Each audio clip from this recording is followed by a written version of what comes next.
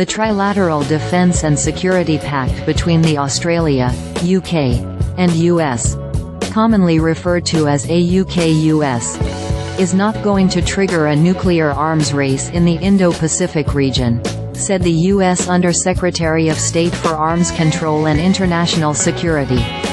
The security framework seeks to strengthen stability and not create a problem, Ambassador Bonnie Denise Jenkins said at a media briefing on Tuesday. There's some incorrect information out there about the purpose of AUKUS and what we're trying to do. The AUKUS alliance was forged in 2021 to address shared regional concerns about China's rising military power and influence. It involved Australia acquiring nuclear-powered attack submarines, among other items of defence cooperation. China responded at that time, warning of the danger of an arms race as well as nuclear proliferation. It's very important that countries understand that this is not to create a race, to create any kind of arms races. Nuclear submarines are allowed under the Nuclear Non-Proliferation Treaty and Australia is not going to become a nuclear weapons state, she added.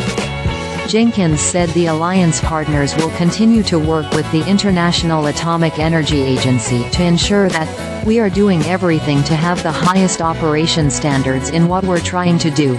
China reiterated its warning that Western powers in the AUKUS Security Pact are provoking division and risking nuclear proliferation in the South Pacific in its latest remarks.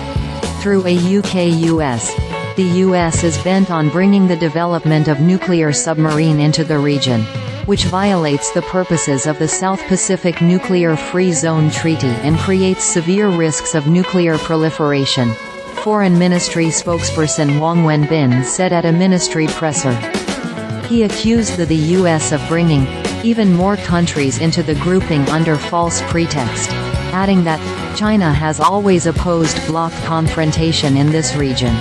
Earlier this month, AUKUS defense ministers said they were considering cooperation with Japan under Pillar II of the AUKUS framework. Pillar II includes areas such as cyber, artificial intelligence, quantum technologies and undersea capabilities. Recognizing Japan's strengths and its close bilateral defense partnerships with all three countries, we are considering cooperation with Japan on AUKUS Pillar II advanced capability projects, the statement said. Jenkins said there's no timeline for Japan or any other country with which we are consulting about additional partnerships. It is critical that we conduct a very deliberate process. These are discussions that we're going to be having with countries based on things that we think are important in terms of what additional partners can bring.